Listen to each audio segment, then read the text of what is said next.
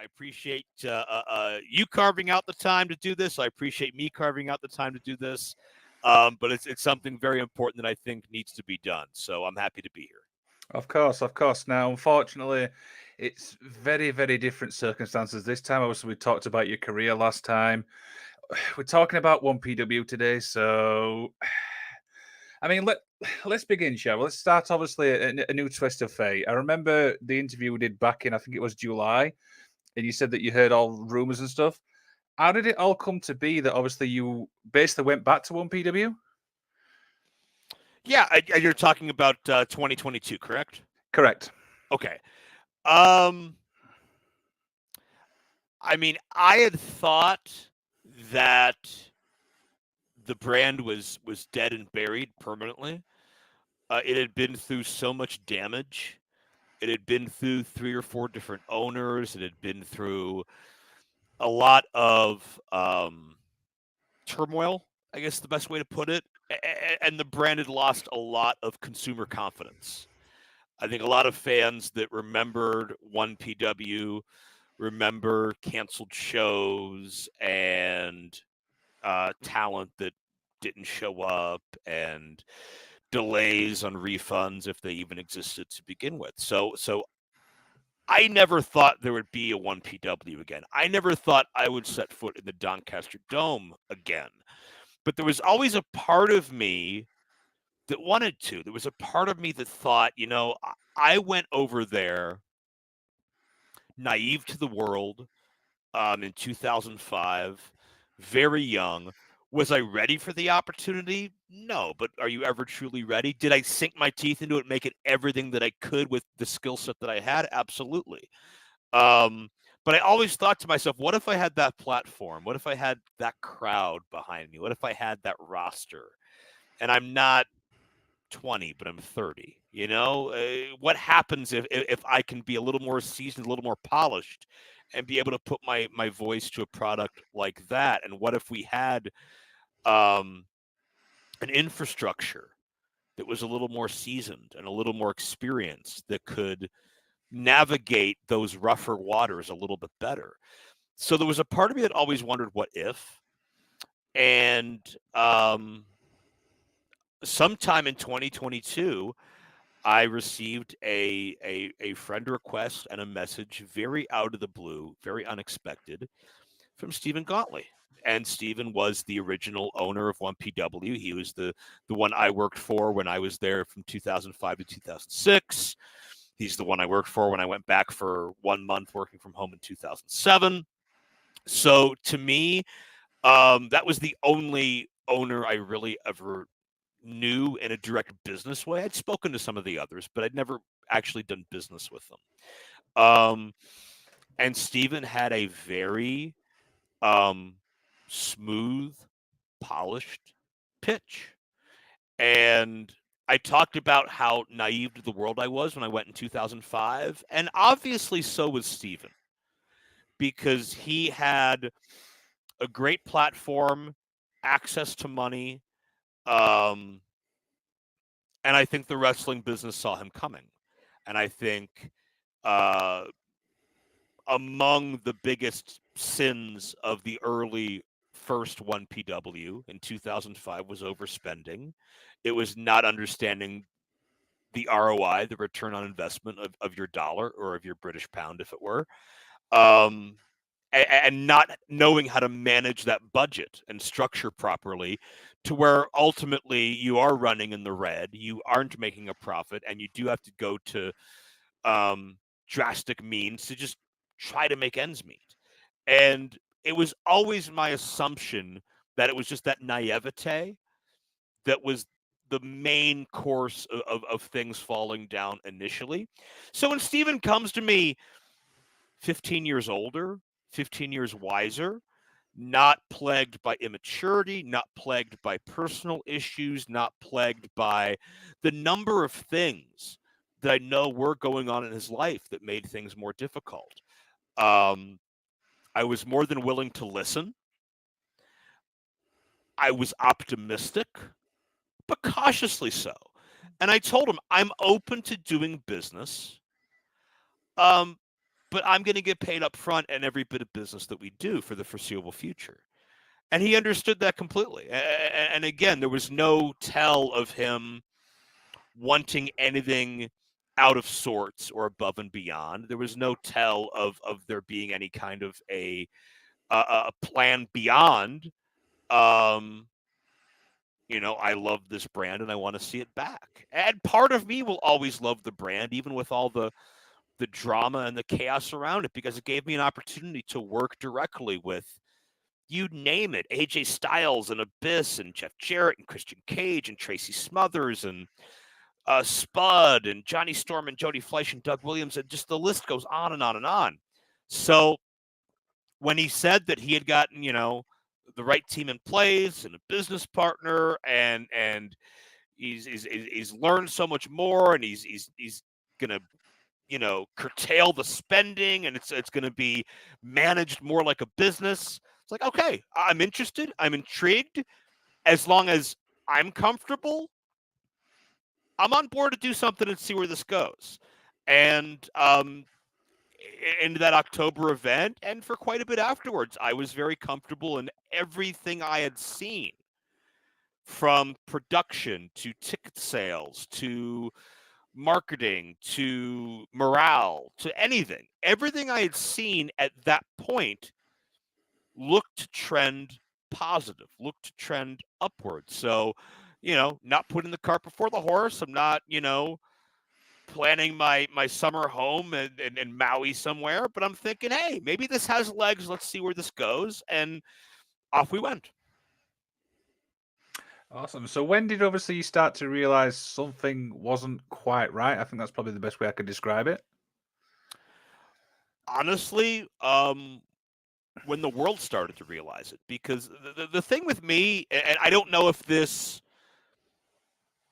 helped or hurt my situation, in different ways, probably both. I did 4 events for 1PW.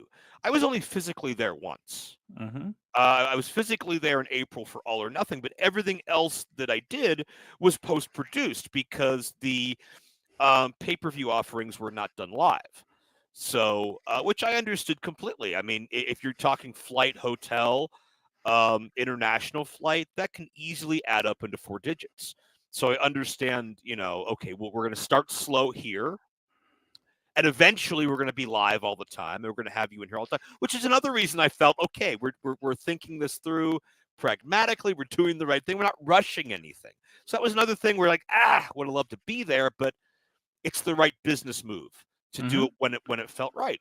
So I don't think I was aware of anything that was wrong until I started seeing some of the British talent pulling out and saying that we're not coming back. And this would be after the June 10th event that I had voiced. Even when Matt Cardona tweeted, that he had not been paid his deposit, he was paid the wrong amount, or whatever the case was. I forget the specifics. But when Cardona had tweeted that, I guess that would have been the first warning sign. But even before I even asked, Gartley had an explanation that, oh, no, it was this miscommunication, and then this and this, and it's political because of this. And he had his way to make that go away from my head. But once I saw young talent that I had a great deal of respect for, and got along with as friends, and was like, if something upset them to this degree, something's not right. So I'm going to keep an eye on this situation. And I didn't confront the issue immediately, and I probably should have. But at the same time, I wanted to see how it played out, because I didn't want to jump to conclusions on either sense. I didn't want to talk to the talent and say, "Oh, we can make this work," when there wasn't a way to make it work, and I didn't want to go to Steven and accuse him of anything if it was an isolated incident. But once more and more names were added to that list of pulling out of future events, and pay is late or pay is short, I started to realize, deja vu. Here we go again. And let's just see what happens. Let's see where this goes and keep an eye on it. I didn't even ask for my money right away. And I think part of it was because I knew I would be okay without it, and B, I didn't have to leave my house to get it. The people that flew, or the people that drove, or the people that had to be there, take care of what you need to, and then um, when that's settled, whatever's left or whatever's there, I can address with. But an entire process of just me trying to process. Whenever I did talk to Steven, it was very much business as usual. It was very much nothing's wrong, which again confused me. But as the onion began to unravel, I understand that's his nature. Um, he his actions prior in the previous era when things went badly, he ran, he blocked, he didn't address. And then I started to see he's blocking talent. He's blocking referees. He's blocking people for asking about their money or for posting about their money. And at that point, I realized that this is going south in a big way. And this is probably not something you can just sweep away or explain away or talk away. This is a serious issue. And as basically his entire local talent gutted themselves from the company, it got to a point of what's left here and how do I address my situation? You know what I mean? And you know, things continue to escalate as they did, and obviously everybody saw how that played out on social media, just like you and I did. Yeah, and obviously, I want to ask obviously about the tweet because I remember reading it, and you ended with the line, "The Titanic is sinking." Yeah. Nobody actually knew, obviously, that he'd left the company because I remember rightly, somebody saw it on is it the government website? I think that's how it all came about that he left. Yeah, he hadn't left yet. I don't think, or maybe he did. I'm trying to think of the details. I think he had just left. But yeah. Because at that point, this late in the game, I'm talking with different talents and we're sharing stories and experience. Well, what do you know? What have you heard? And I'm gathering intel because I realize at this point, um, there's a very good chance October 28th is not going to happen. And um, I held out hope, perhaps, again, naively so, ignorantly so, foolishly so. And again, this is why I've said I don't want any sympathy in this situation. I didn't post anything. I posted for me. I didn't post it so you could cry for me. I'm not doing GoFundMe. Like, it's none of that. I posted everything I posted as a warning for the next generation and as a warning for anybody who he may want to talk into becoming a business partner or an investor or a sponsor. Because all the people that got screwed over for the most part, for the vast majority, were kids the first time this happened. And there was no social media. And there was, message boards and fan forums that are largely antiquated and out of date now. But so many people didn't see this coming and they didn't know there was risk. I knew there was risk and I assumed that risk for myself. And I'm completely fine with everything that happened to me based on that risk. And I wouldn't have changed anything because I had a chance to go back. I had a chance to work with people that I love to work with, see people I hadn't seen in 10, 15 years. Unfortunately, all of that collateral damage that comes with that 9-month run, I've now done what I can to help stave that off and help spread the word and help fans find Facebook groups and find like-minded people to get their money back and everything of that order. But when I posted that tweet, the rats are leaving the ship, the band is playing on deck, and the Titanic is sinking. is when I knew for a fact he's going to run. Mm-hmm. He's going to pass this off to whatever poor sap he's going to put in charge on the UK business website, whatever name he's going to find to put on there. And because he did it to me. What had happened with my situation, because I hate public drama. I hate airing the inside of the business on the outside when it doesn't need to. I hate anxiety. I've been in therapy for a lot of the past year, unrelated to 1PW. I don't want to misconstrue that. But one of the things I've been learning is just getting my anxiety and my stress levels down and just being more analytical and being less emotion driven. So I hate being that guy to put somebody on blast. And I asked a well respected veteran whose opinion I think very highly of, because Will Ospreay had tweeted and then gotten paid and then released on most amicable terms you could get released on in this situation. Parted ways, I guess, mutually. Um, I asked the vet, should I put this on blast or not? Because I don't want to. I don't want to. Mm-hmm. But I don't think I have another option. And the vet said I should. And I told Gottlieb, like, my patience ends at 90 days. And this is day 94 since I turned in my voice work. So we're going to make this right this week, or I'm going to find alternative means of handling this issue. So everything I did was not my choice. That was my reaction based on his choices, because he had a chance to simply send me money, which he didn't have and wouldn't admit. And I would not have um, gone public, at least as soon as I did. I feel like my conscience would have made me do it at some point.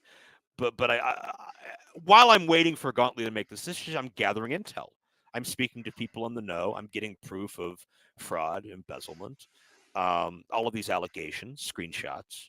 Um, and once that week that I gave him had ended, that's when he gave me the all-time classic worst lie I've ever been fed in my life, that I'm leaving the wrestling business because I fell down the stairs. Now, I've heard a lot of really, really brazen excuses in my day for why something happened. I've heard a lot of very transparent, superficial promoter excuses, but I fell down the stairs and I'm getting out. Not the bank account that was supposed to be shut down 3 months earlier that had 5,000 British pounds go through it. Not the fact that you got caught trying to defraud a potential investor by hiking up your assets to unrealistic degrees. Not all the people you owe money. Not all the people you're lying to about the gig you're going to give them October 28th, but you had to tumble down the stairs. At that point, I had the intel, and I wanted to put this out there before he runs, before he hides, before he blocks another person, before he gets another cent of advanced ticket money or pay-per-view buys or sponsors or Blu-ray orders or shirt orders that he's not going to fulfill. I need to put this out there now because no one else will.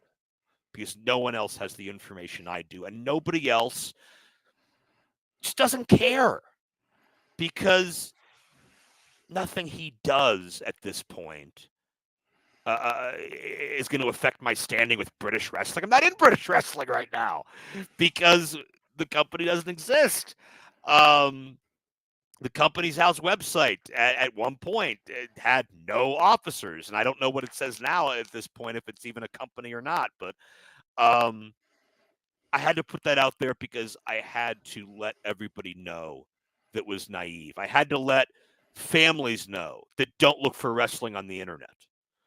And they just saw wrestling advertised and bought a ticket, 4 or 5 tickets for the whole family, which is why I got thankfully, someone had tweeted and allowed me to get a hold of the Doncaster Free Press so he could get the articles published there.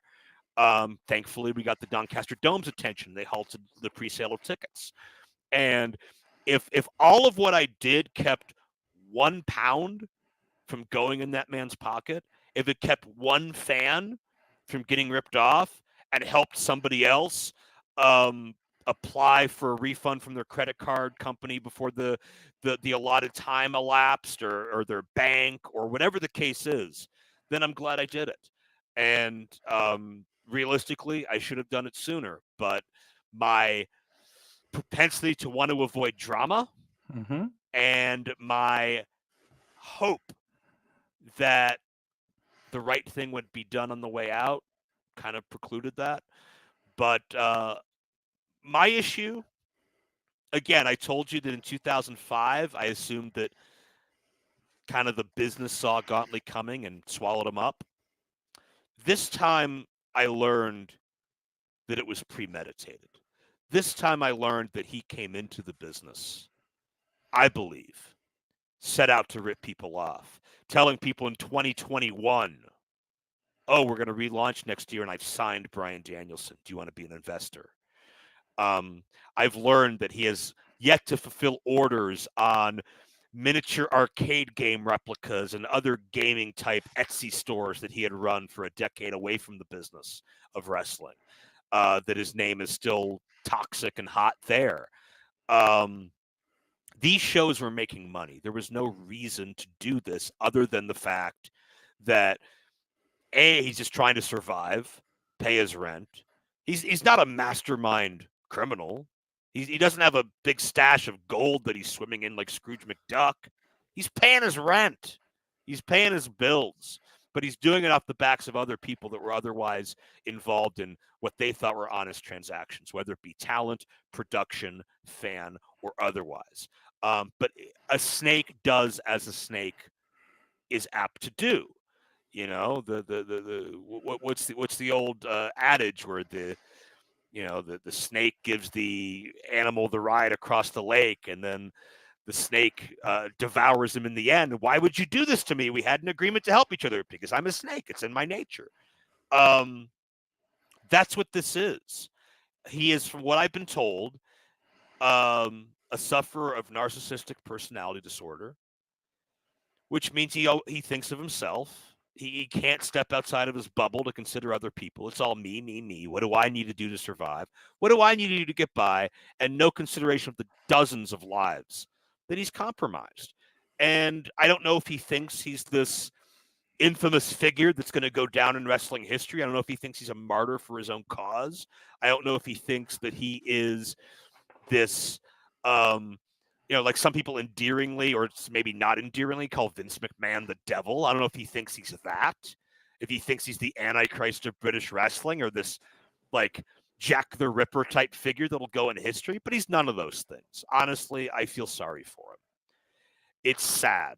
It's pathetic that you had your dream in your hands twice and you couldn't get out of your own way either time. You had redemption. You had forgiveness. You had your coming of age story to come back from all of that BS and stand on your own 2 feet and say, I did it, and screw everybody that said I never could. But you couldn't get out of your own way, and you had to rip people off, and you had to do it in a really obvious way, and a really lame. I mean, every promoter in wrestling history, I don't want to say every promoter, but so many of them, take a little off the top, no one notices. You took everything. That's not a smart way to try to con people. Um, and the fact that he got more forgiveness than he did deserve, let's be honest, even at the time before I knew any of this, more than he probably deserved, but people were willing to give him a chance. And I believe in second chances. I've grown so much in the past year. I'm not the same person I was a year ago. So to think that someone else is the same person they were 17 years ago, I can't make that judgment, which is another reason I wanted to give this a shot. And another reason I'm so disappointed that it didn't work. Because if you're the same person you were 17 years ago, you have wasted 17 years of your life. Not growing, not maturing, not developing, not prospering, not changing, not having any kind of a new outlook on life other than what I've always known. And that's sad to me. And I pity that. I really do. Because that's his life. Just stepping over dollars to pick up pennies and just being the small time, you know, the small time racketeer who thinks he's smarter and more clever than everybody in the world, but he's none of those things. And he's going to have to lie in that bed that he made for himself. And I apologize that I'm rambling. I know you've got like 2 questions in through all this, but um, it's something very passionate to me because wrestling's something very passionate to me. It has been my love for 32 years of my life. It is how I pay my bills. It's my passion project. It's my hobby. It's something I'm working on almost every hour of the waking day. And for someone to come in that way, think only of themselves, hurt so many people, um, you know, I can't compare it to anything. I've been so fortunate to have nearly 21 years in wrestling. And if it all ended 10 seconds from now, if something happened that the wrestling business shut down or something, God forbid, happened to me medically and I couldn't be in it or anything else, I had a great run. Stephen Gauntlet had a paragraph of a chapter 1 and then just set the book on fire just because he could. And it's sad. Yeah. So I want to ask, obviously, what do you think this means now for the legacy of 1PW as a whole? Because the product itself was really, really good. I love the shows. I love the footage. I love the talent. Um, I think 1PW's legacy is always going to be a cautionary tale. It's going to be a lesson to promoters. And I'll give Stephen Gauntlet credit, begrudgingly so and cautiously so, because maybe there's more I don't know yet. But one thing he was able to do successfully both times is tap into the mainstream wrestling fan. And it wasn't just the same 100 or 200 fans that go to every independent show. We had 1,500 plus people in that dome multiple times, this run and the prior run. So it can be done marketing wise, financial wise, but it has to be the right person. And the lesson there is know who you're doing business with, know who you're talking to. If you decide to trust them, great. If you're skeptical, get a deposit. I got paid in upfront the first 4 or 5 times I did any work for the new 1PW. And shame on me. Time happened, life happened, stress happened, distractions happened, and I let my guard down. That's nobody's fault but mine that I gave him that opportunity. And again, I want no sympathy for it. And that was my actions, whether it was a conscious choice or not. Vet your promoters, make sure they're credible, make sure they're reputable. 1PW will always go down as what could have been. Because the first time, if there was an experienced hand watching the money that was on the up and up, it could have worked. The second time, it was working until old habits reared their ugly head. So, what becomes of the footage, I have no idea because that's been fraudulently sold several times. I could name 3 or 4 people that claim to own the 1PW library, and they probably have a viable gripe because they bought it from the owner. But there are several, including a friend of a friend who was never delivered footage, and I hope they pursue that.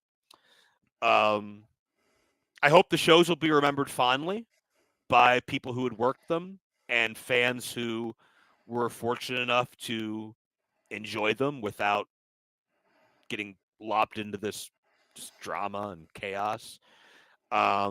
Because we did a lot of great things on camera. I just wish it wasn't a complete shit show behind the scenes. Yeah, absolutely. I wanted to take obviously a few steps back, and I want to ask about the 1PW and the MLW partnership. What do you know about that?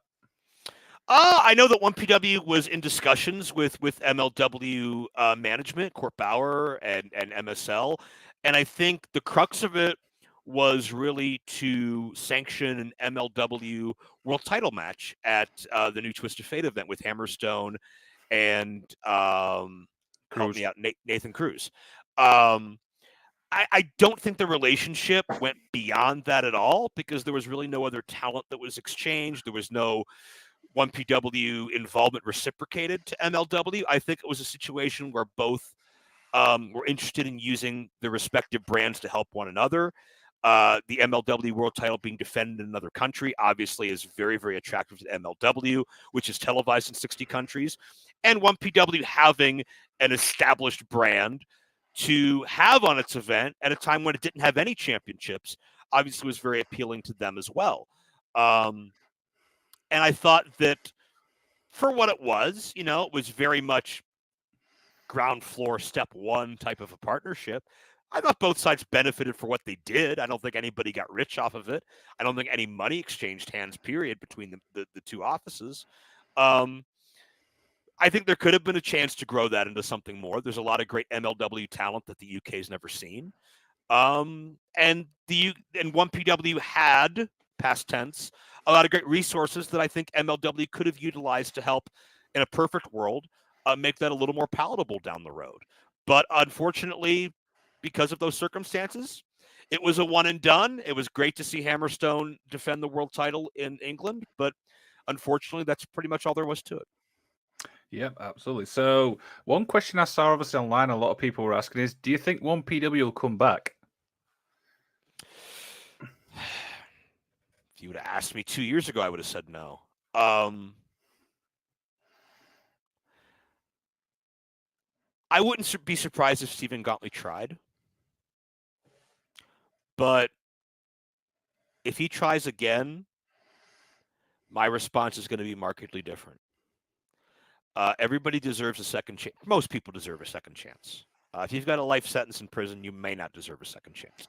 But most people who have made mistakes in their lives that have not led to, catastrophic loss of life or, long-term trauma, most people deserve second chances. I don't believe that about third chances.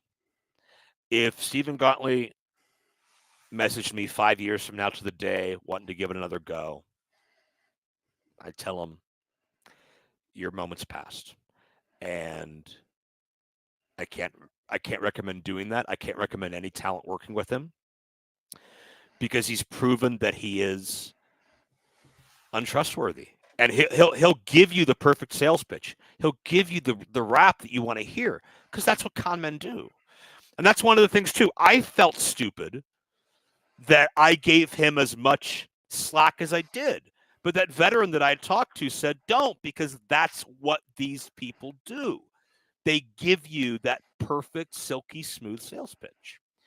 And he'll come back and he'll try it again. But people will be waiting this time. And we have everything that's happened here on record on social media, on record on wrestling news sites. People have screenshotted it. I think that's one thing Gauntlet didn't count on this time is that the world is a lot smaller than it was in 2006 and people communicate a lot more. And you can tell somebody, oh, I don't have any money or, this and that. But we all have an equal platform as you now. It's not just a fan forum that you can take offline. We all have social media and we can all tell our stories. I think he'll try, but I do not think another event will be run again. I think he'll try to run under another event name, and maybe he'll get one out. But his name is toxic at this point, and anyone who sees that name from a business standpoint or a financial standpoint, my best advice would be do not touch it with a 100-meter pole. There you go. So when you look back now, obviously at your entire time for 1PW, where you are now, what's your overall feelings? I don't regret going back. Because whether I was there or not, this chain of events would have still happened. I was not working in the office this time, and save for recommending a few talents that thankfully didn't get screwed over to my knowledge, I didn't have any involvement beyond being an announcer and a voice talent. Um, and in many ways, I'm happy I was there because I was able to get the story out when he tried to flee the company. Um, I don't regret going back because I have closure now. The first time I left, I was 20. I didn't realize it was my last show. Um, and it felt like there was so much more to do.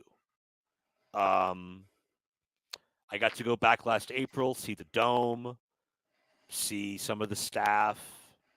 I hadn't seen Mark Andrews in 10 years. I didn't realize that till he told me. Last time I saw him, he's a 20-year-old kid working. Here's something ironic. 10 years ago to this day, we are recording this. Wow. Mark Andrews, as a 20-year-old kid, him and Pete Dunne were over in America just trying to make a name for themselves. No one knew who they were. This is long before Impact or NXT UK or any of the cool stuff they had done. And they were living with a friend of mine who was working my last show of a television series that I'd produced for 6 years. And it just so happened that one of my wrestlers had a separated shoulder that week. And I got to call Mark in. I pulled Mark and Pete aside and I said, I'm going to do this the most diplomatic way I know how. Tell me which one of you is the better baby face and which one of you is the better heel.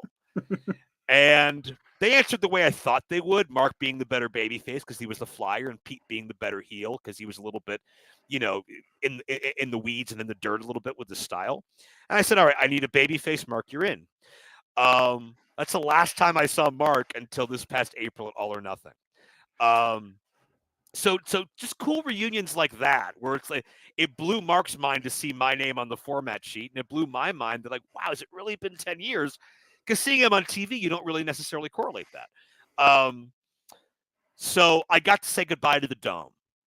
I got to experience the fans one more time. I got to see fans come up and oh man, we went in 2006. It's so great to see you again.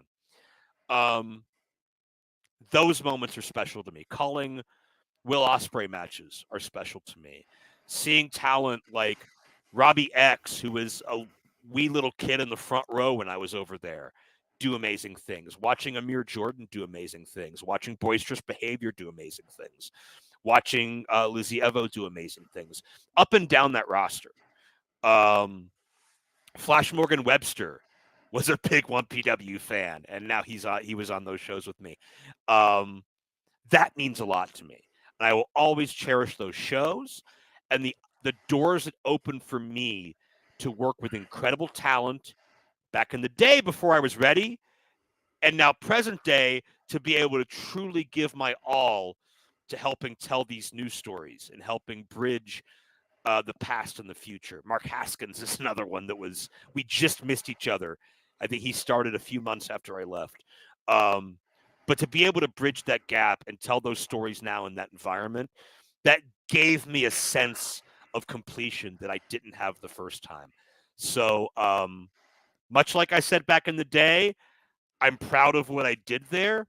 I just really, really wish it had ended differently. Yeah. So obviously, a few little more questions as we begin to wind Sure. down. Do you have any like messages, obviously, to the fans and stuff like that? My biggest message to the fans, um, if this could somehow magically reach every wrestling fan in Doncaster or in England, the thing I'd want to say the most is 1PW is not like all of independent wrestling.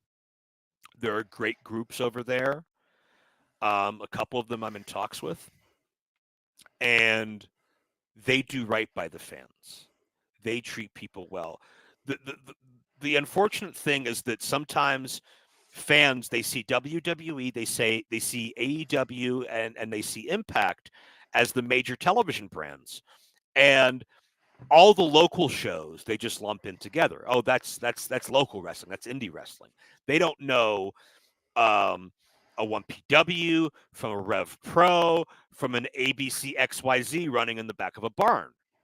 They don't correlate the difference because it's not a brand they've seen or have been exposed to as a casual non-internet fan. And I would tell any of those fans give independent wrestling another shot.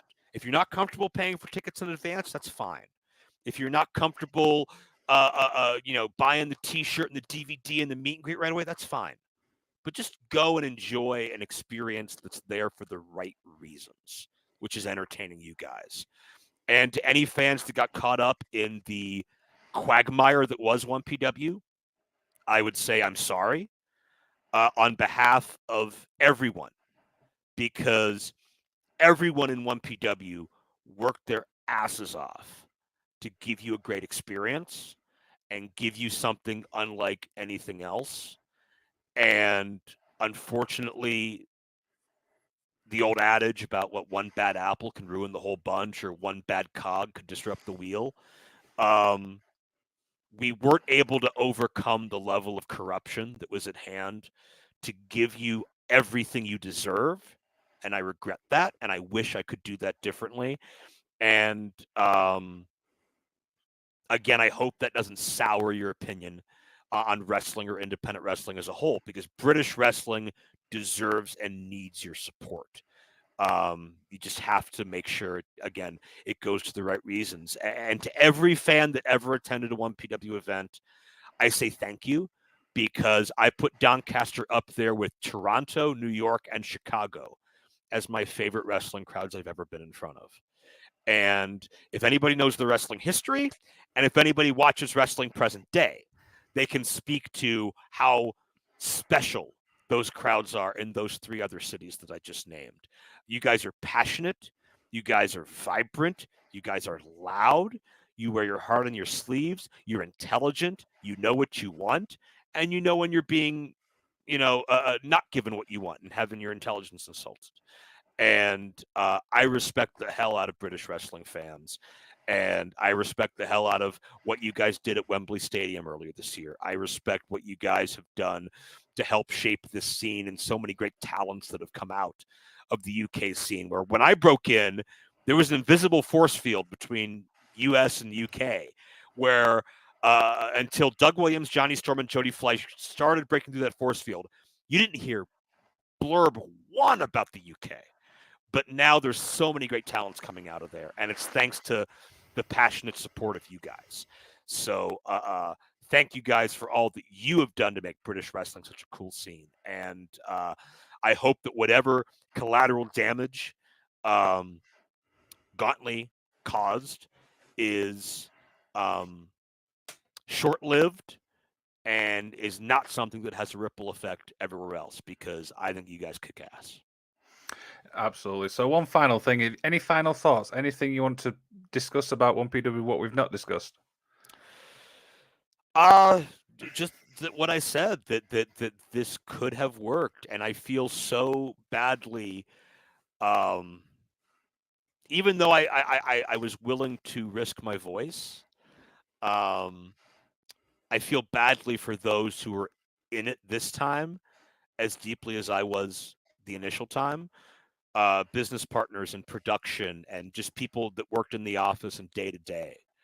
And my heart goes out to them, because they believed, and I believed in second chances, or in the hope of this brand, or in just what could be.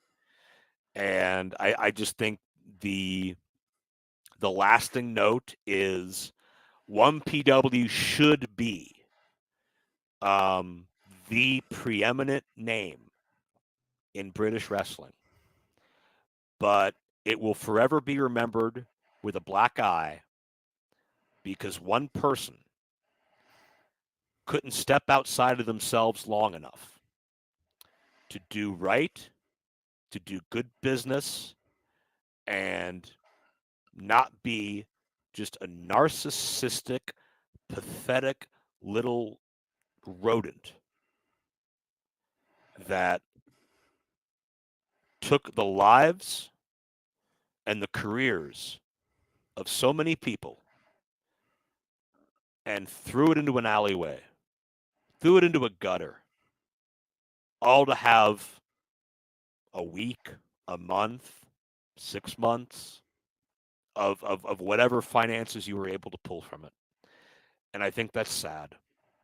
And I hope that name is remembered in that sad, pathetic way. Not as somebody powerful who got the world, but as somebody who just had a chance to live a dream and didn't know how to do step one. And I would also suggest that no one else involved deserves any of the scorn or the hostility um, that I believe Mr. Gauntlet deserves, because the rest of the office, once they found out of corruption, resigned. The talent, when they found out of corruption or they found out of pay issues, resigned.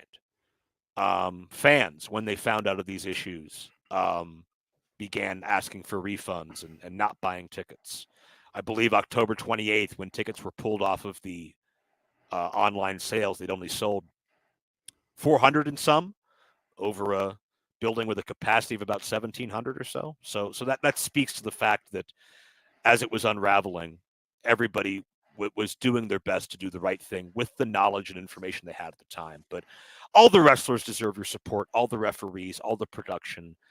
They worked very, very hard, and unfortunately didn't get to see the fruits of their labor. Um, but I hope that you support them. I hope that you support British wrestling, and I hope that you support what is worthy of your pounds and your time. Something that's been around and has a good track record, because 1PW's track record will always be marred in controversy, and it's my hope that now, after the second chance has been squandered, everybody can be on guard and make sure this never happens again. What a nice little thing to end on. And obviously now you're a major part, obviously MLW. New champion now, Alex Zane. Obviously ended Hammerstones a while ago. Go ahead, plug everything you need to do before we head off. Yeah, MLW can be seen every Thursday night on Fusion Television on YouTube and Fight Plus. I believe that would be, 1 a.m. local time over there, but it's okay because you can watch it on demand anytime you want. We've got our next Fight Plus live event coming up November 18th.